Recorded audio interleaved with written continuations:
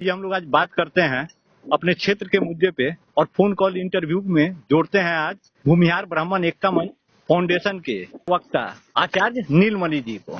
नीलमणि जी, आपका स्वागत है निष्पक्ष खबरें अब तक बिहार चैनल पे। और आज हम लोग बात करेंगे क्षेत्र के मुद्दे पे जो पहले से ट्रेंड कर रहा था, और ये मुद्दा जुड़ा होगा हमारे भूमिहार ब्राह्मण एकता मंच के राष्ट्रीय अध्यक्ष आशुतोष कुमार जी से। तो सबसे पहले भाई आपको बहुत बहुत नमस्कार और बहुत बहुत आभार जी। तो हम लोग शुरू करते हैं। मुद्दा हम लोगों का है कि अभी आपने सुना होगा कि अभी किसी मंच पे वोटर अधिकार यात्रा के रैली के दौरान कांग्रेस के किसी मंच पे कुछ कार्यकर्ता चढ़ के और हमारे माननीय प्रधानमंत्री नरेंद्र मोदी जी की मां के ऊपर कुछ अभद्र टिप्पणियां कर दिए थे, जिसे लेके अभी पूरे देश में प्रतिरोध यात्रा निकाला गया है, मार्च किया गया है, 2 मिनट का मौन रख के अपने गुस्से को व्यक्त किया गया है।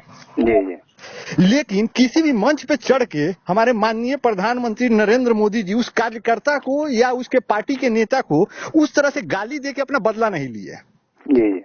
इसी तरह का एक घटना हमारे पूर्वी चंपारण के हरसिद्धि विधानसभा क्षेत्र में भी हुआ था, जिसमें पब्लिक के ऊपर गुस्सा तो बहुत था, लेकिन पब्लिक हर जगह हथियार लेके सड़कों पे तो नहीं उतर सकती है। वो अपना एक गुस्सा व्यक्त करने का एक माध्यम ढूंढती है, जरिया ढूंढती है, और उसमें आप लोगों ने उसका बखूबी साथ दिया था, लेकिन उस साथ का कुछ फल मिला नहीं। अब आप लोगों ने देखा होगा यहाँ के विधायक थे कृष्णनंदन पासवान जी। यहाँ बात जातिवाद का नहीं है और बात किसी का नहीं है, यहाँ बात है कि कार्यकर्ता उनसे बात कर रहा था और बातचीत के ही बीच में कुछ गाली का कुछ इस्तेमाल किया गया। कार्यकर्ता अगर 2 कदम गाली दिया तो विधायक जी 10 कदम आगे बढ़ के उसको गाली दिए थे। उस गाली के दौर में उसके माँ को भी गाली दिए थे और उसके 7 पुरुष तक को गाली दिए थे। अब 7 पुरुष में कौन कौन आता है, आपसे, हमसे और बाकी जनता से भली भांति कोई नहीं जानता है। 7 पुरुष में बहुत कुछ आ जाता है। आप लोगों ने और भूमिहार ब्राह्मण एकता मंच संगठन ने ये क्लियर किया था कि अगर विधायक जी को टिकट भाजपा अगर देती है, दोबारा से उन्हें चुनाव लड़ाती है, तो आप लोग पूरे क्षेत्र में विरोध प्रदर्शन करेंगे और भाजपा के खिलाफ प्रचार करेंगे। और मुद्दा यहाँ शुरू होता है कि अब आप ही के राष्ट्रीय अध्यक्ष भाजपा ज्वाइन कर चुके हैं, तो क्या आप लोग भाजपा का विरोध करेंगे या कैसे करेंगे? इस मुद्दे को अब मिट्टी डाल दिया। देखिए, सबसे पहली बात है कि वो जो विधायक जी द्वारा जो किया गया था गाली गलौज वाला प्रकरण जो भी था जी, उस मुद्दे पे समाज के द्वारा बैठक किया गया जी, जो भूमिहार ब्राह्मण एकता मंच के बैनर तले किया गया जी।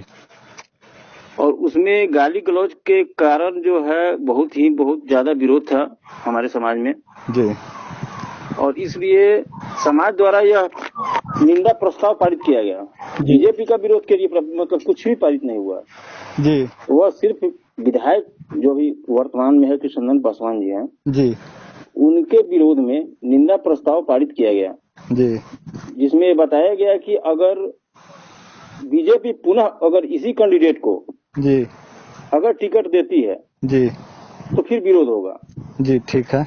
और निंदा प्रस्ताव पारित करके कैंडिडेट बदलने के संदर्भ में जी बीजेपी के स्थानीय सांसद जो हैं यहाँ पे, बीजेपी के जिला अध्यक्ष, प्रदेश कार्यालय और राष्ट्रीय कार्यालय में प्रेषित किया गया निंदा प्रस्ताव को जी।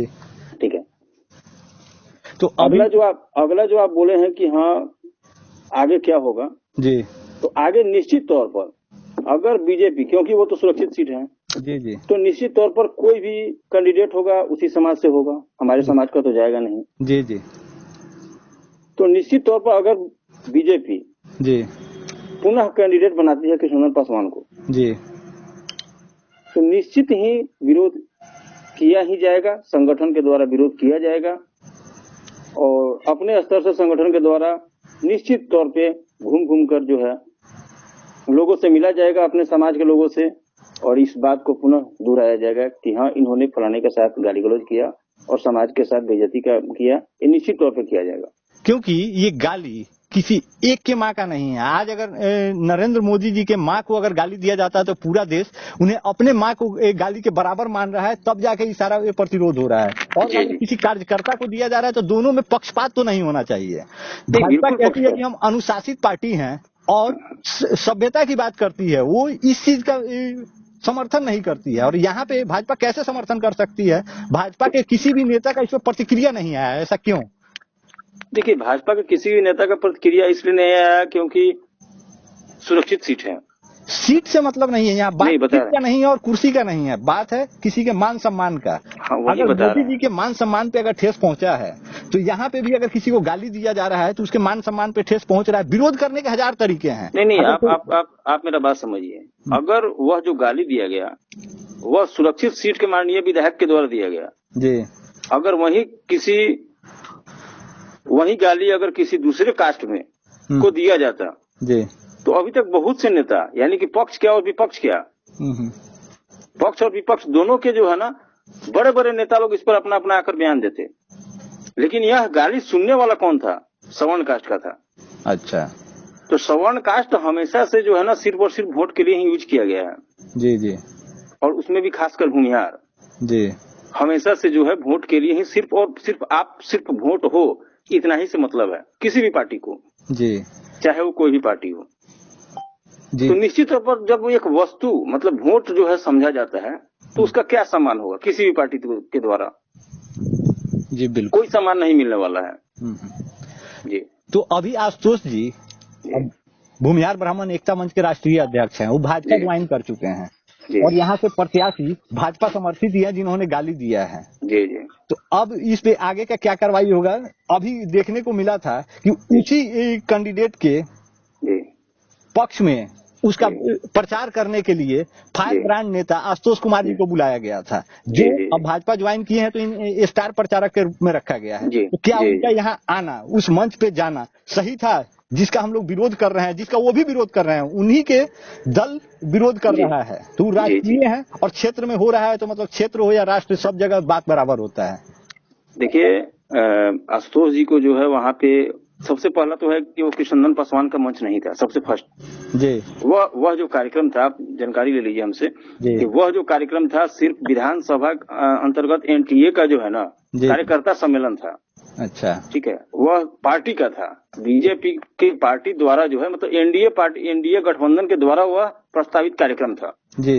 वह किसी भी, क्योंकि अभी सीट जो है मान लीजिए कि बहुत जगह सीट कटने वाला है जी, तो अब क्या पता कृष्णनंदन पासवान का सीट रहेगा या कटेगा। मान लीजिए लाल बाबू प्रसाद गुप्ता का भी है कि टिकट कटेगा, आएगा जाएगा। अच्छा, तो वो जो था एनडीए गठबंधन का कार्यकर्ता सम्मेलन था। जी। दूसरी बात है कि आशुतोष जी का पहले से पूर्व निर्धारित कार्यक्रम चकिया, मोतिहारी और कल्याणपुर में जी था उसी दिन पर जी। तो पूर्व से निर्धारित कार्यक्रम में आशुतोष जी आए हुए थे जी, रास्ते में ही थे जी। अचानक से जो है ना उनको सूचना मिला और सूचना दिया गया पार्टी के बड़े नेता के द्वारा जी कि हरसिद्धि में एनडीए कार्यकर्ता सम्मेलन है और उसमें प्रदेश अध्यक्ष जी पहुंच रहे हैं।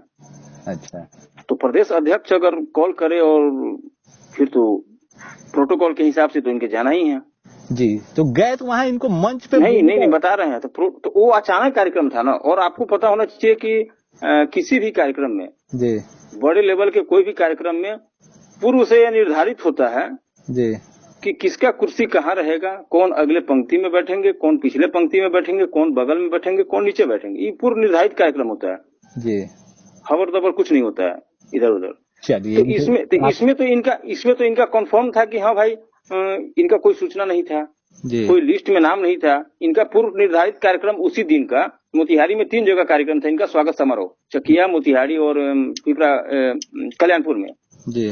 ठीक है, तो जब मान लीजिए निर्धारित कार्यक्रम इनका नहीं है, ये अचानक में जो है प्रदेश अध्यक्ष जी द्वारा कॉल किए जाने पर जब ये पहुंचते हैं तो निश्चित तौर पर ये कोई बात नहीं बनता है कि हाँ इनको मंच पर जगह नहीं मिला। निश्चित रूप से नहीं मिलना ही चाहिए क्योंकि जगह ही नहीं है, पहले से निर्धारित है सीट जी। दूसरा है कि फिर भी इनको मंच पे बुलाकर सम्मानित किया गया जी जी, मोमेंटो के द्वारा, अंगवस्त्र के द्वारा। तो ये कोई बात नहीं बनता है कि हाँ उनको मंच पे जगह नहीं मिला जी। ठीक है, ये हमारे पास डाउट था, ये हमें क्लियर नहीं था जी, आपने क्लियर कर दिया, बहुत अच्छा चीज है। तो अभी जो मुद्दा हम लोग का वही है कि कृष्णनंदन पासवान जी जो गाली दिए हैं तो मोदी जी के माँ वाला गाली और ये हो दोनों को बराबर ही नजरों से देखा जाएगा।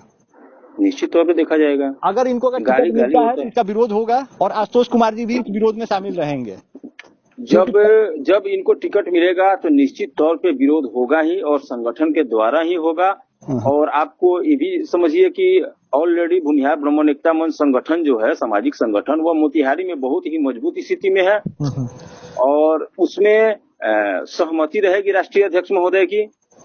शेष जो है यहाँ के जो जिला कार्यकारिणी है, प्रखंड कार्यकारिणी है, या जो भी संगठन से जुड़े हुए जो भी हैं, संगठन के पदाधिकारीगण और कार्यकर्ता जो भी लोग हैं जी, वो पर्याप्त है। उसमें राष्ट्रीय अध्यक्ष की पहुंचने विरोध करने के लिए आने की जरूरत नहीं पड़ेगी। यहाँ के जिला अध्यक्ष और यहाँ के ही कार्यकर्ता जी संगठन से जुड़े सभी कोई विरोध करके और उनका मटियामेट मिला सकते हैं। जी बिल्कुल जी।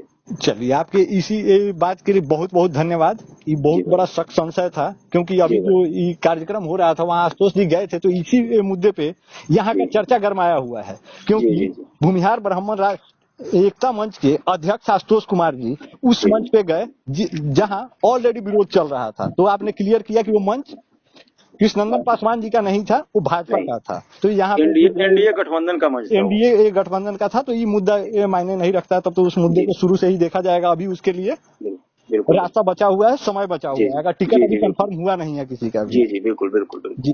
तो इस मुद्दे पे अगर आगे कभी भी अगर इस तरह का बात होता है तो दोबारा फिर से आप लोगों का बात किया जाएगा और हम आप लोगों के संपर्क में आएंगे। बात इसलिए ये छेड़ना पड़ा क्योंकि ये मीडिया में जब ये चीजें फैल रही थी, कृष्णनंदन पासवान के मंच पे आशुतोष कुमार जी आए हैं, तो ये थोड़ा सा हर किसी के मन में ये बात घूम रहा था कि यहाँ पे विरोध तो चल रहा था और विरोध में आशुतोष जी का जाना कुछ अलग ही हो गया। लेकिन आपने क्लियर किया कि उनका नहीं है। बहुत अभी भाजपा के द्वारा जो है ना, प्रत्येक विधानसभा स्तर पे जो है जी एनडीए गठबंधन का पूरा कार्यक्रम चल रहा है, हर विधानसभा में हो रहा है जी। सेम वही कंडीशन में वहाँ भी हुआ और एनडीए के बड़े बड़े मंत्री जो भी हैं, बड़े बड़े नेता लोग पटना से, दिल्ली से लोग आए हुए थे जी। और उसमें कोई पार्टी विधायक की बात नहीं हुई। चुनाव किस तरह लड़ना है, कैसे लड़ना है, इस संदर्भ में बात हुआ था जी। जहाँ तक जी, अगर कृष्णनंदन पासवान जी इस पे माफी मांग लेते हैं तो भूमिहार ब्राह्मण एकता मंच क्या इस पे फिर से विचार कर सकता है या टिकट कटना ही एक समाधान है? देखिए, सबसे बड़ी बात है, बहुत कड़ा शब्दों में मैं बता रहा हूँ कि भीगे हुए थूक को चाटना भूमिहार समाज का काम नहीं है जी।